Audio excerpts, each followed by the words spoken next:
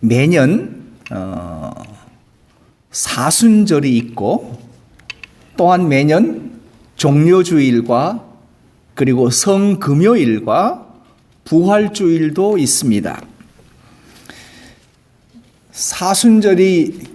사순절을 가장 쉽게 표현하면 어떻게 표현할까를 생각하다가 저는 이렇게 정리했습니다. 사순절이란 911을 타고 이머전시에 갔다 오는 것과 같다. 이해가 좀 되십니까? 911은 건강할 때는 부르지 않습니다. 위급한 순간에 생명이 경각에 달려있다고 생각되는 순간에는 누구나 911을 부릅니다. 그리고 바로 이머전시로 들어갑니다. 살아나올 수도 있고 아니면 죽을 수도 있습니다.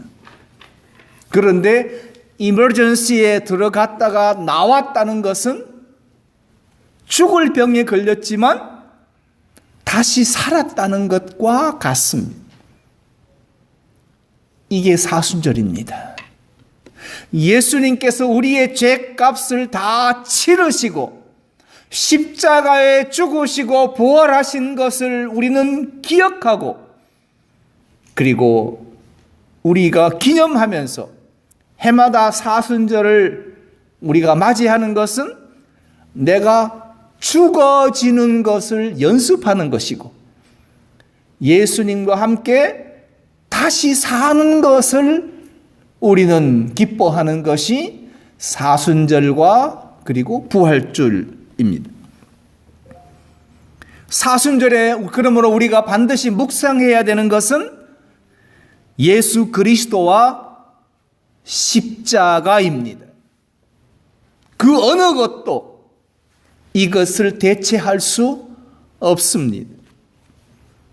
예수 그리스도의 십자가로 죄인들의 죄값을 치르시고 이루신 구속은 기독교 복음의 핵심입니다.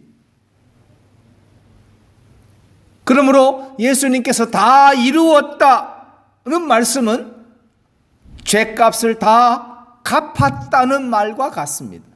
다 이루었다는 내가 다 갚았다.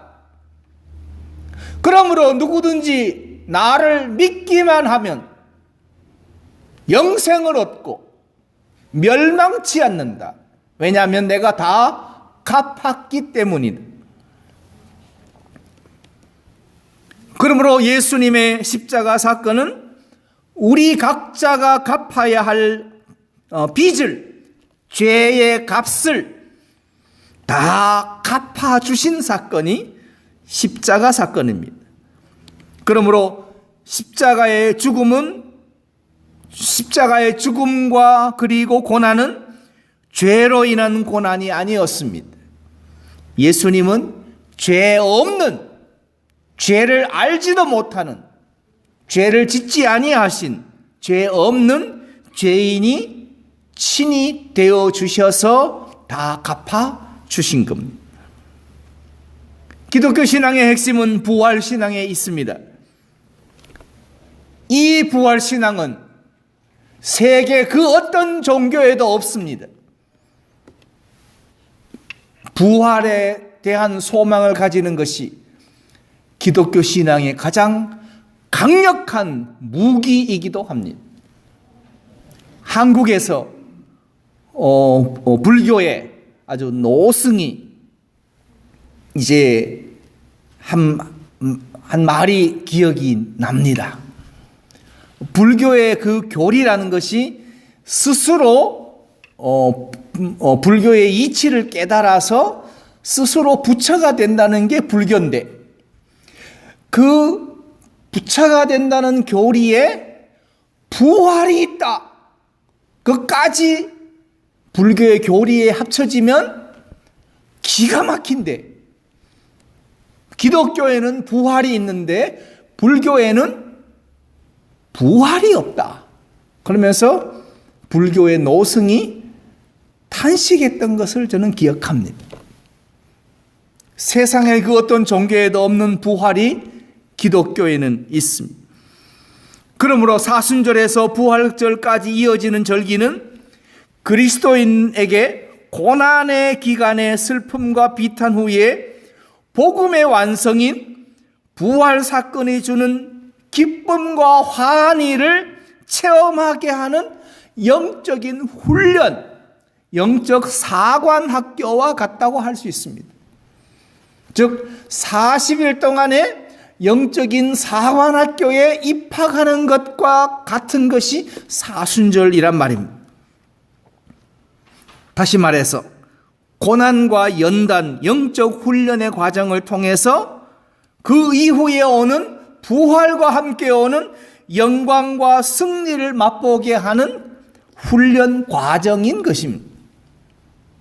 그러므로 예수 그리스도를 따르는 제자로서 또는 성도로서 우리는 나로부터 시작되는 사술의 의미를 깨닫고 우리 각인이 죽어서 살아나는, 죽었다가 예수 그리스도의 십자가와 함께 죽었다가 예수 그리스도와 함께 부활하는 이 영적 은혜와 체험은 교회와 그리고 영적 공동체를 강력하게 만드는 영적인 무기요 능력이 될 수 있습니다. 그래서 한 알의 밀이 땅에 떨어져 죽지 아니하면 한 알 그대로 있습니다. 그러나 한 알의 밀이 땅에 떨어져서 죽으면 많은 열매를 맺습니다. 관건은 땅에 떨어지느냐에 있는 것이 아니라 땅에 떨어진 한 알의 밀이 죽느냐 죽지 아니하느냐에 있습니다. 죽지 않으면 한 알 그대로 있습니다. 그러나 죽으면 예수 그리스도와 함께 십자가에 죽으면 부활과 함께 다시 살아 많은 열매를 맺는다는 이 기독교 복음의 능력을 우리는 왜 그 능력과 그 권능을 체험하지 못하는지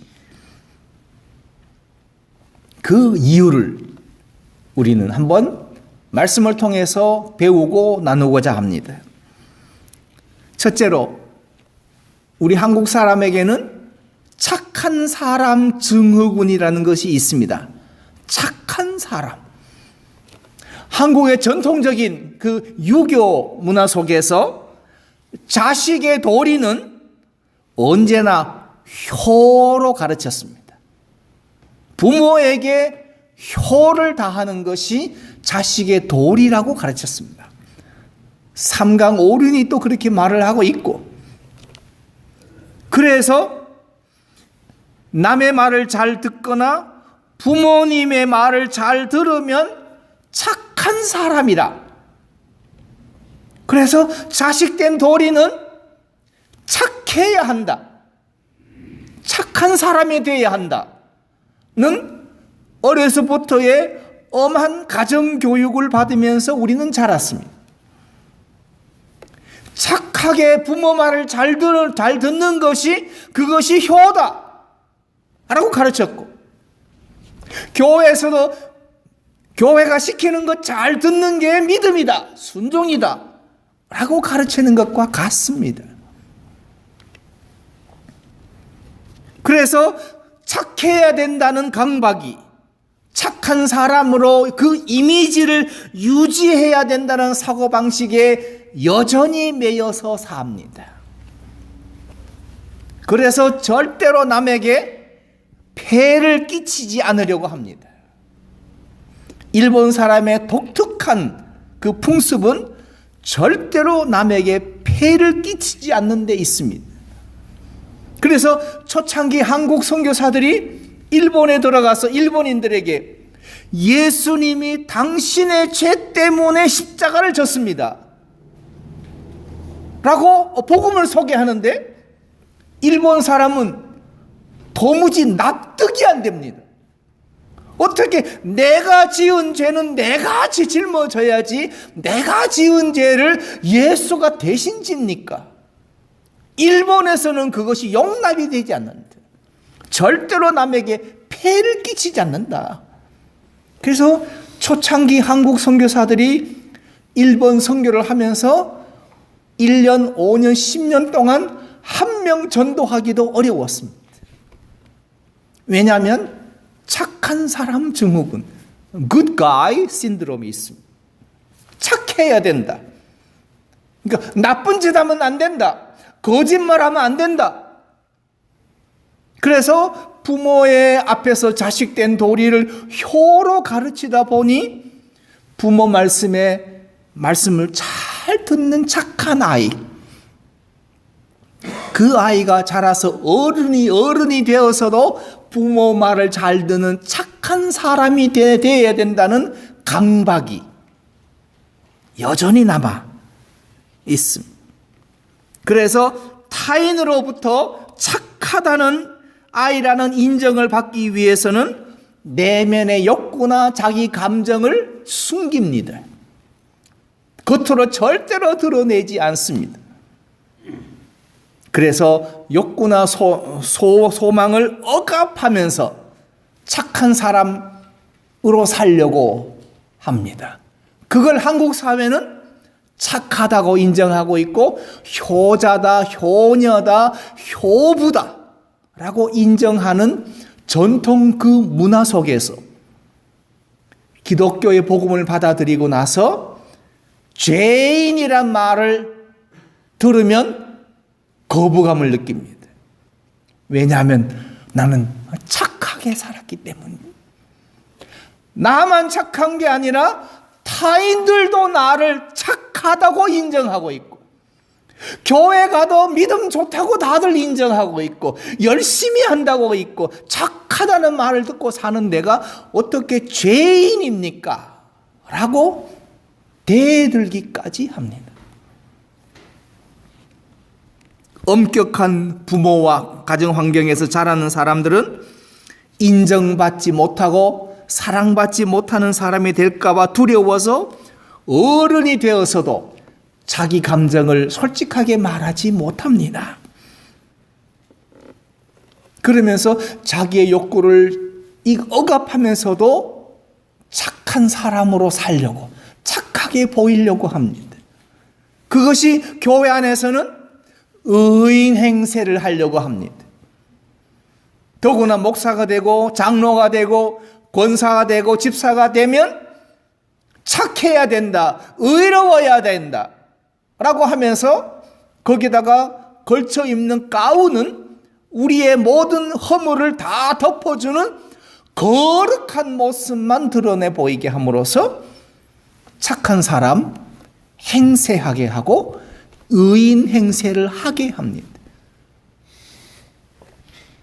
오늘 본문에는 알페오의 아들 레위라는 사람이 나옵니다. 그의 이름을 마태라고도 합니다. 그는 세무 공무원이었습니다. 세리라는 말은 로마 정권의 빌부터 먹고 살았기 때문에 유대인들로부터는 매국노 취급받는, 아주 죄인 취급받는 대표적인 직업입니다. 성경에서 보통 죄인을 가리킬 때에 나오는 것이 세리와 창기입니다. 세리와 창기는 대표적인 죄인입니다. 그만큼 세리는 도덕적으로나 윤리적으로나 밑바닥 인생이었습니다.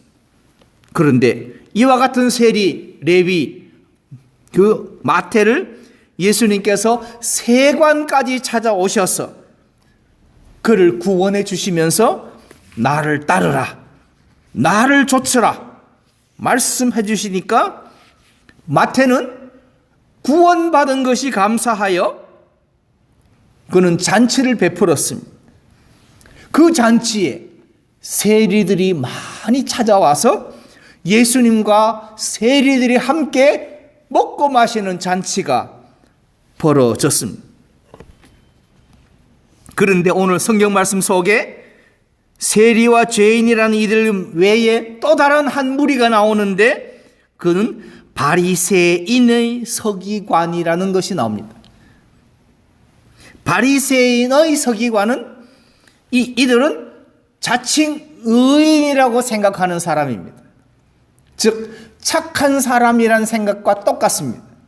이들은 율법으로 말미암아 자신들은 의롭다고 스스로 자부하며 그렇게 살아가는 사람입니다. 그런데 자신이 의인됨을 증명하려면 반드시 뭐가 필요하냐 하면 죄인이 필요합니다. 저 사람은 죄인이야 라고 말함으로써 나는 의인이야가 저절로 증명이 됩니다. 즉 자신의 의인을 증명하기 위해서 죄인이 필요합니다. 그래서 바리새인의 서기관들은 모든 죄인들을 정죄하며 살았습니다. 그래서 예수님과 세리들이 식사하는 것을 보고 비판합니다. 오늘 성경 말씀은 이렇게 되어 있습니다. 어찌하여 세리와 죄인들과 함께 먹는가? 우리는 율법으로 의로운 자들은 우리는 구별해야 되기 때문에 죄인들과 우리는 같이 먹고 마시지 않는다. 그런데 어떻게 너네 선생은 세리와 창기와 죄인들과 함께 먹고 마시느냐로 하면서 죄인을 정죄해버렸습니다. 그때 예수님은 건강한 자에게는 의원이 쓸데없고 병든 자에게라야 의원이 쓸데있다. 이 말은 무슨 말입니까? 건강한 사람은 다 가라. 다 가라. 그리고 병든 사람만 다 내게로 오라. 의원은 건강한 자에게는 필요가 없다. 의원은 병든 자에게라야 의원이 필요한 것이다. 아프다면 내게로 오라. 그러나 건강하다면 너는 가라. 이 말씀입니다. 그러면서 내가 의인을 부르러 온 것이 아니요 죄인을 부르러 왔다고 말씀하셨습니다. 즉 스스로 죄인이라고 생각하는 사람만이 예수님이 필요한 사람입니다. 오늘 수많은 사람들이 주일이 되면 교회를 갑니다. 예배하고 헌금하고 봉사하고 교육받고 그리고 친교도 합니다. 과연 얼마나 많은 사람들이 나는 죄인입니다. 나는 예수님이 필요합니다를 절실하게 깨닫겠습니까? 하나님, 병 고쳐주세요. 우리 아들, 딸 좀 잘 되게 해주세요. 넌 기도할 줄 알면서 하나님, 나는 정말로 예수님이 필요합니다. 를 간절하게 간구할 줄 모르는 이 시대의 현대 기독교인들이 정말 착한 사람 행세만 하고 의인 행세만 하고 사는 것과 똑같은 시대에 우리가 살고 있습니다. 그렇다면 두 번째로 예수님은 의인을 부르러 온 것이 아닙니다. 여러분이 지금 스스로 의롭다고 생각하신다면 예수님은 여러분과 상관이 없습니다. 예수님의 십자가의 보혈로 우리 죄가 씻겨진 것은 사실입니다. 너는 내 아들이라 내 자녀라 인쳐주신 것도 맞습니다. 그러나 우리는 세상에 살면서 날마다 세상 속에서 때가 묻고 죄를 지으며 삽니다. 예수님과 바른 관계를 맺을 수 있는 사람은 누굽니까? 자기 스스로를 가르쳐 죄인이라고 생각하는 사람만이 예수님과 바른 관계를 가질 수 있고, 자기 스스로를 죄인이라고 생각하는 사람만이 하나님이 받으시는 산 제사의 예배를 드릴 수 있습니다. 의롭다고 생각하는 한 그 예배는 하나님이 쳐다보지도 않으십니다. 이 말은 죄를 많이 지은 사람이란 말보다는 자기 스스로를 죄인으로 인정하는 사람을 하나님이 찾으신다는 겁니다. 자기 스스로를 죄인이라고 인정하는 사람입니다. 여러분은 예배하러 나오면서 스스로 죄인이라는 인식을 가지고 나오셨습니까? 자신의 생명을 내어놓고 주님을 사랑했던 사도 바울도 죽기 직전에 자기 자신을 나는 죄인 중에 괴수라고까지 했습니다. 회심한 후에 순교하기까지 예수님만을 위해 살았는데도 그는 자기 스스로를 나는 죄인 중에 괴수라고 말을 합니다. 여러분 어떠하십니까? 주님, 나는 죄인 중에도 더럽고 추악한 가장 악질적인 죄인입니다 라고 인정하시겠습니까? 아니면 착하게 살았다고 자신을 드러내시겠습니까? 우리는 구원받은 자이면서도 날마다 죄를 짓는 죄인으로 예수님이 필요한 존재가 되어야 합니다. 예수님이 죄인을 부르러 왔노라 하셨음에도 불구하고 자기를 가리켜 죄인이라고 생각해서 예수님을 찾아온 자들은 그때나 지금이나 드뭅니다. 교회에서 복 준다 하면 사람들이 많이 옵니다. 병 고쳐준다 하면 많이 옵니다. 예언기도 해준다고 하면 사람들이 미어 터집니다. 그러나 죄인이라고 말하면 사람들은 오지 않습니다. 사람들은 자기를 죄인이라고 말하기를 싫어합니다. 죄인이라고 말하기 싫어하는 사람은 두 종류의 사람이 있습니다. 첫째는 자기 자신을 미화하고 보호함으로써 남에게 죄인으로 보이지 않으려고 노력하는 사람. 대다수의 한국 사람이 이렇습니다. 특별히 경우 바른 사람들이 이렇습니다. 남에게 폐를 끼치지 않고 착하게 사는 사람들이 자기 자신을 미화하고 보호합니다. 절대로 나는 죄를 안 지었어.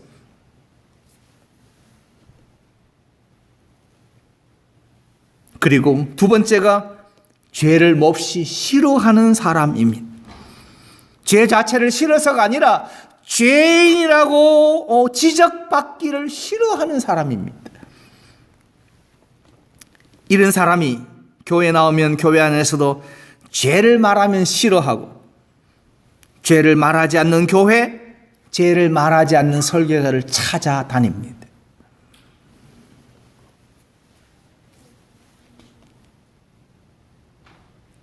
여기서 바리새란 말은 구별하다는 말입니다. 구별된 사람, 즉 죄인들로부터 나는 거룩하게 구별된 사람이라는 자의식이, 그게 바리새입니다. 오늘 현대 한국 기독교인들이 바리새가 된 그 이유는 자기 자신을 거룩하다고 자꾸만 구별하려고 노력하기 때문에 자기 스스로 바리새가 되고 말았습니다. 그렇다면 우리는 어떻게 살아야 합니까? 세 번째로, 나는 병들었습니다, 나는 죄인입니다를 인정하시고 고백하셔야 합니다. 죄인은 자기가 죄인이라는 사실이 드러나는 것을 싫어합니다. 착한 사람은 더더욱 싫어합니다. 그래서 죄인 아닌 척 위장을 합니다. 십자가의 능력은 죄의 죄를 깨닫고 죄인인 것을 인정하고 그 죄를 십자가의 보혈로 씻을 때 십자가의 능력이 나타납니다.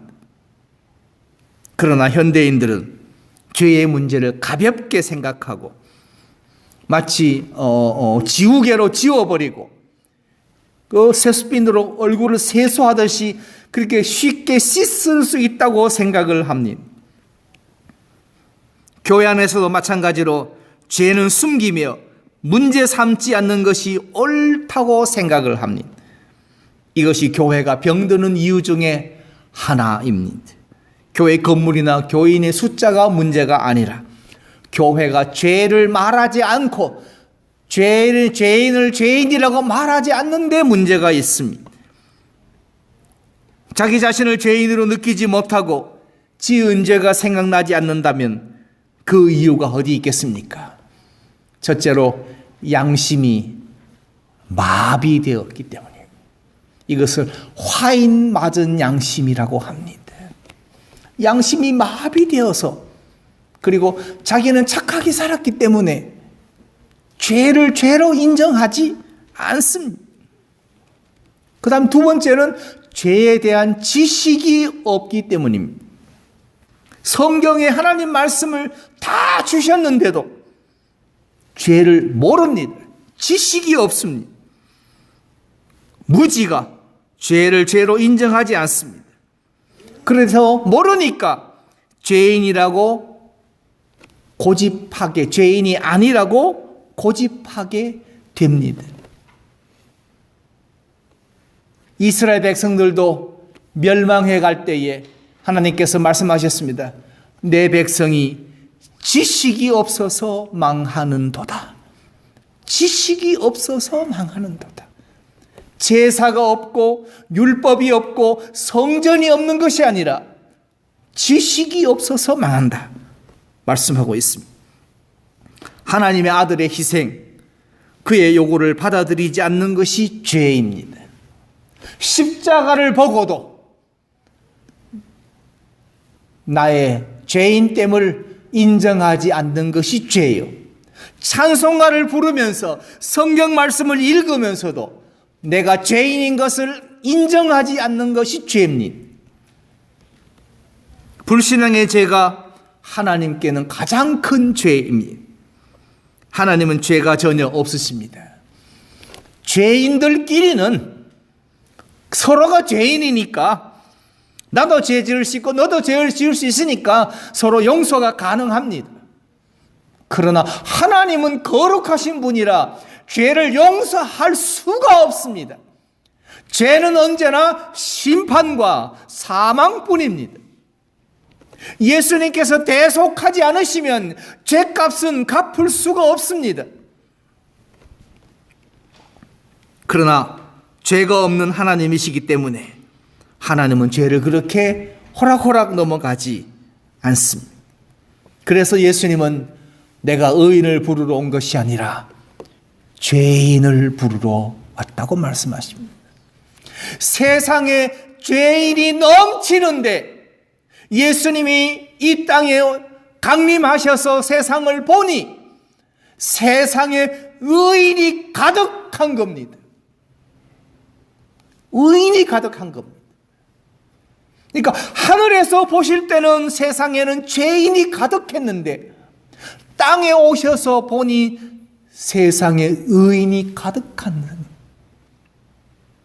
나는 의인을 부르러 온 것이 아니라 나는 죄인을 부르러 왔다. 건강한 자는 의원이 있을 데 없다. 그러나 병든 자에게라야 의원이 있을 때 있다. 우리 모두가 나는 병들었습니다, 나는 죄인입니다를 스스로 깨달아야 예수님이 죄인을 부르러 오신 사실을 비로소 알게 되고 죄인을 부르러 오신 예수님을 나의 구주로 영접하게 되므로 우리 심령이 다시 살아나게 되는 부활을 경험하게 된다는 말입니다. 세례 요한은 예수님을 볼 때 이렇게 말했습니다. 보라, 세상 죄를 지고 가는 하나님의 어린 양이로다. 세상 죄를 지고 간다. 예수님은 나의 죄를 대신 지고 가시는 어린 양이 되심으로 우리의 죄값을 갚아주셨습니다. 주셨습니다. 이것을 기억하고 911을 타고 이머전시 들어갔다가 죽었다가 다시 살아나는 것이 사순절인데 우리는 죽으려도 하지 않고 죄인인 것도 모르고 죄인이 인정도 하지 않고 우리는 착하게 살았다.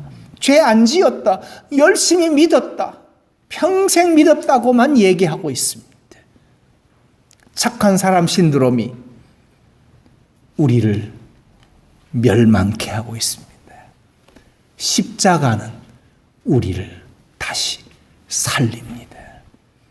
원래는 십자가를 다시 한번 묵상하고 내가 죽고 예수와 함께 사는 복된 부활절을 준비하시고 기대하셨다가 예수님의 부활하신 부활절에 다 함께 다시 새 생명으로 살아나는 기쁨과 감사와 찬송을 하나님께 영광 돌릴 수 있게 되기를 바랍니다.